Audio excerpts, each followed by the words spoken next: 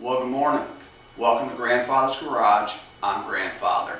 This YouTube channel is for my three grandkids, Anine, Roland, and Una, good morning kids, who unfortunately live too far away to come over on Saturday mornings and hang out in Grandfather's Garage and mess around with stuff. So this is my way of bringing the garage to them so we can do some projects and share life's little tidbits. We're going to build some stuff, we're going to repair lots of stuff, we're going to do some projects in the yard, we're going to do some fishing trips, and hopefully we're going to take some field trips as well. Also, we can just share some experiences. We're happy to have as many additional grandchildren as like to join us. Come along for the ride. We're happy to have you with us this morning, so let's go find out what we're going to work on in the garage next. Come on, let's go to the garage.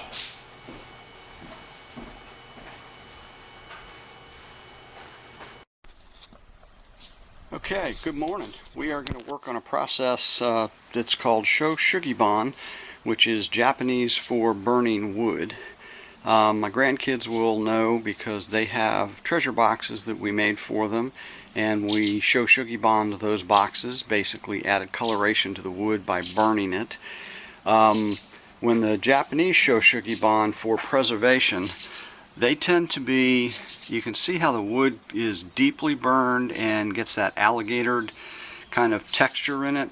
That's what the Japanese call Shou Sugi Ban, and they will use that for fences and the outsides of barns and that kind of stuff. It takes all the sugar out of the wood, keeps them from burning, but also gives it a nice kind of interesting texture, and also preserves the wood, keeps insects out of it and that kind of stuff. So what we're going to do is we're going to take a wine box, and this is going to be for a friend of ours, and we're going to basically Shou Sugi Ban this wine box, add some coloration to it, and when we burn it, what it's going to do is it will darken all of the soft wood.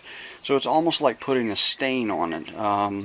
And then the darker wood will not burn as quickly, so it will end up being kind of a lighter color. So it's an interesting process. We'll get it fired up here and let you see a little bit of it, and then we'll go in and do the box. Alright, so we have the torch going, and what we're doing is just, you can see, just burning the outside edge of the wood, and it adds all that coloration in there. What you want to do is just make sure that you move it as consistently as possible so that you don't get it too burned in one spot and not enough brown in another. So you're just going to balance it a little bit and try and fill in the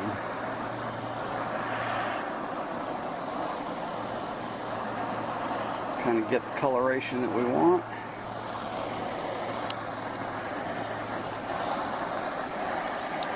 And then we're going to flip it and go to an inside. Togo, say hello. Say hi, everybody. Hi, Togo. Togo's just hanging out with me today. She's being a good girl. Yes, you are.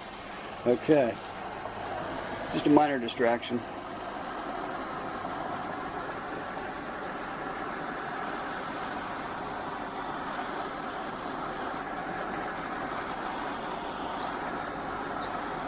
You can see how it burns the softer wood,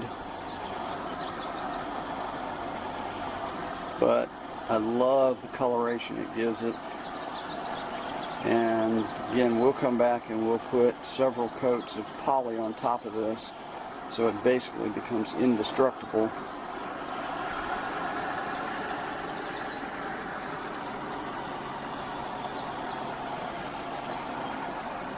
Almost as bad as watching paint dry, isn't it? But I wanted to kind of give you a good idea how it was done. And then I'm going to go back and do the rest of the box and show you what it looks like later. Alright, so here is the box that has been, probably be easier to see it that way, wouldn't it? But anyway, it's all been Shou Sugi Ban burned, and it's got a nice look to it. Those are all the insert pieces, and we just used a plain old torch, just little propane torches to kind of heat them up, fire it up, and get it done. So that is it. We're going to let that cool for a little bit. I think I have to make a new top for it. There's a top that slides in here, and the old one's got a crack in it, and I don't think I want to use it with a crack in it. I'm going to get a brand new piece that'll slide in there. So, but anyway, we'll start to get several coats of poly on this, and she'll shine up and got a nice hard glossy finish to it, and then hopefully it'll be a nice gift for somebody. So anyway, that's where we are so far. We'll see you in a minute. Alright, we brought the box inside. It's got one coat of poly on it, so it's just starting to sort of get its sort of dull finish on it. It'll gloss up as it gets multiple coats on it, but you can see it looks a lot prettier than it did when it was uncoated. So we'll keep working on it and show you what the finished product looks like in a bit. Okay guys, so we are 2 coats of poly into this box, and what we need to do at this stage of the game is give it a real light sanding with this 220 grit sandpaper, just very lightly, because we want to take off any bubbles or any bumps or any of that kind of stuff, so when we start to put on our finish coats, it's got a much smoother and adheres better to what's there. So we're going to literally just lightly sand and just knock off the surface and the gloss,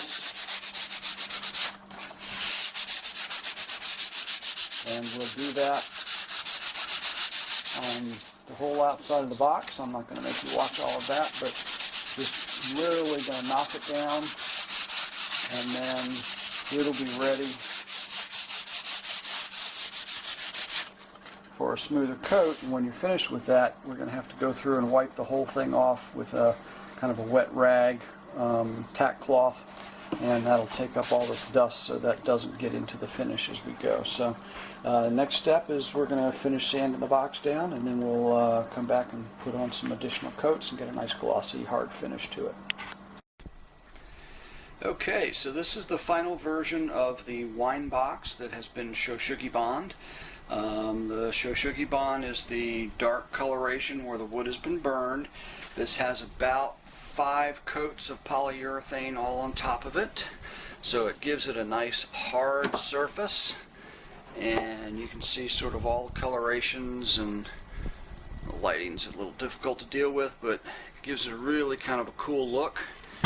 And this particular box has got a slide cover, and I did not have a wine bottle that fit into it properly, so you see a bottle of rum, but the top sort of little piece pulls out and the bottom piece pulls out to go around the bottle of wine to hold it in there nice and snug, and then makes just sort of a nice gift box or a travel box for that special bottle of wine. So anyway, that's the final product, and I hope you got a kick out of seeing how that was done. And just has a lot of, I'm trying to turn the box, and it's a little heavy, but it's got a lot of character to it, and just is kind of a cool looking box. So hope you enjoyed that, and go out and give it a try sometime, carefully obviously.